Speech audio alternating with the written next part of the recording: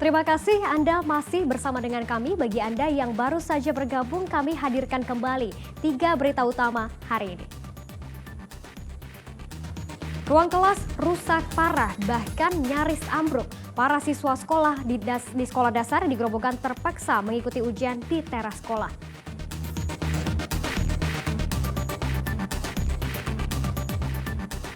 Pemerintah akhirnya menunda kenaikan tiket naik ke area Candi Borobudur, namun jumlah pengunjung di area Candi tetap dibatasi.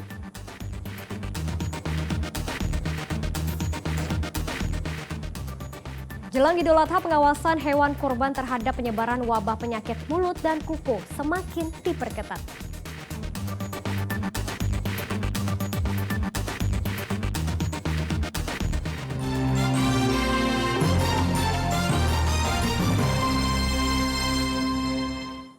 Sekitar 20 jemaah calon haji di Kabupaten Sragen menunda keberangkatan ke Tanah Suci. Pasalnya pendamping atau pasangannya tidak masuk kuota akibat aturan batas usia maksimal calon haji yang diberlakukan pemerintah Arab Saudi. Kabupaten Sragen mendapatkan kuota haji 557 orang, namun 1 orang meninggal menjadi 556 orang. Hanya saja tidak semua calon haji berangkat tahun ini. 20 orang calon haji menunda keberangkatan karena pasangan atau pendamping mereka tak bisa berangkat, terbentur batasan usia maksimal 65 tahun. Mayoritas haji yang berangkat adalah mereka yang tertunda akibat pandemi COVID-19.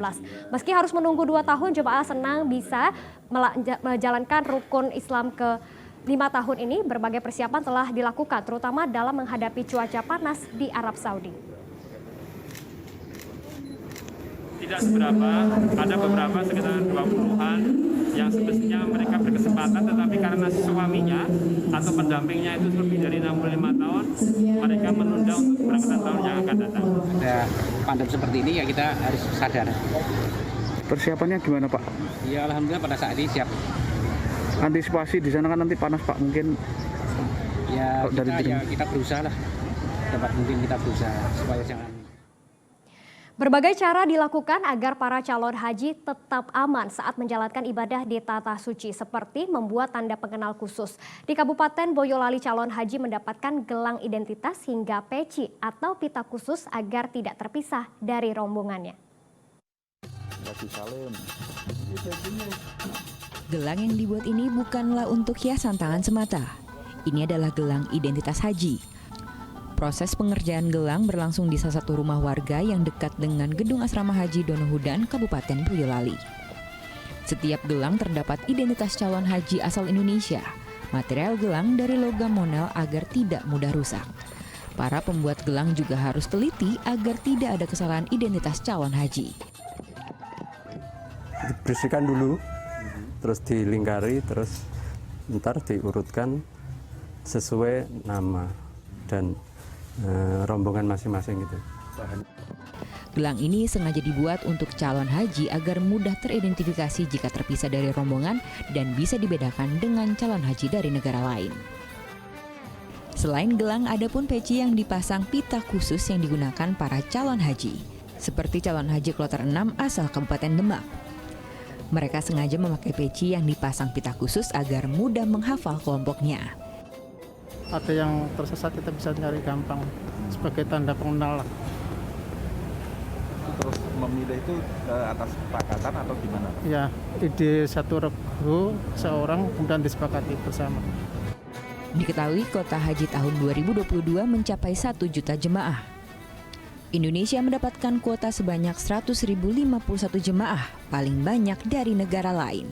Jumlah tahun ini memang tak sebanyak tahun sebelumnya karena ada pembatasan usia calon haji maksimal 65 tahun. Kebijakan itu diambil karena pandemi COVID-19. Yulianto melaporkan dari Kabupaten Boyolali.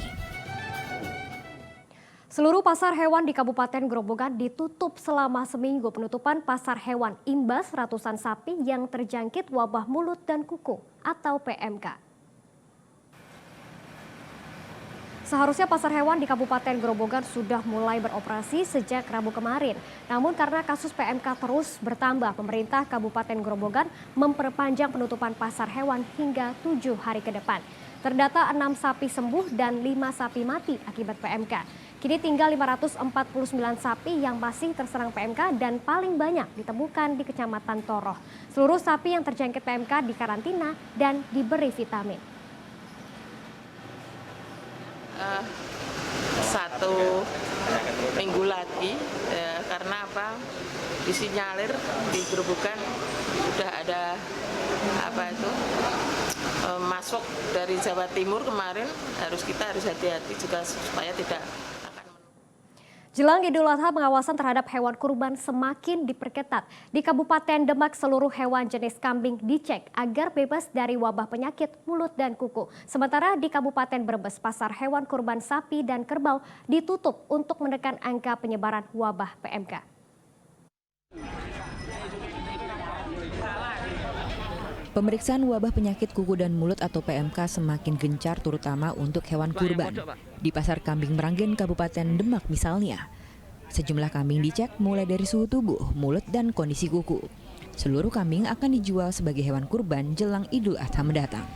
Meski menemukan beberapa hewan demam dalam 3 hari terakhir, petugas memastikan secara keseluruhan kambing di Pasar Kambing Meranggen dalam kondisi sehat. Nantinya pemeriksaan PMK juga menyasar sejumlah pasar hewan kurban di Kabupaten Demak. Dan catatannya tidak semua satu persatu kita periksa. Soalnya dikhawatirkan nanti malah kita selaku pemeriksa itu karirnya, Mas. Jadi yang dianggap atau mencurigakan dulu kita lakukan pemeriksaan. Selain di Kabupaten Demak, antisipasi wabah PMK menjelang Hari Raya Idul Adha juga dilakukan di Kabupaten Brebes. Sterilisasi pasar hewan digelar seperti di Pasar Hewan Bumi Ayu. Penyemprotan dimulai dari kandang ternak, area penambatan hewan, hingga warung-warung yang ada di dalam pasar. Agar penyemprotan maksimal, Pasar Hewan Bumi Ayu ditutup sementara. Mulai dari gerbang masuk pasar hewan, sebelum dan sesudah aktivitas di Pasar Hewan Bumi Ayu. Saat ini seluruh pasar hewan ternak yang menjual sapi dan kerbau ditutup sementara hingga 17 Juni mendatang. Di lain sisi, untuk penjualan hewan berupa domba dan kambing tetap beroperasi seperti biasa. Kebijakan ini diambil untuk mengantisipasi penyebaran PMK. Kasus PMK di Kabupaten Brebes ditemukan pada sapi dan kerbau.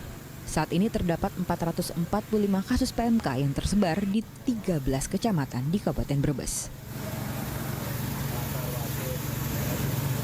Taufan Yuda dan Sugihartono melaporkan dari Kabupaten Demak dan Kabupaten Brebes. Informasi tadi mengakhiri jumpa kita hari ini. Atas nama rekan yang bertugas, saya Janeti mengucapkan terima kasih atas kebersamaan Anda. Selamat beraktivitas dan sampai jumpa.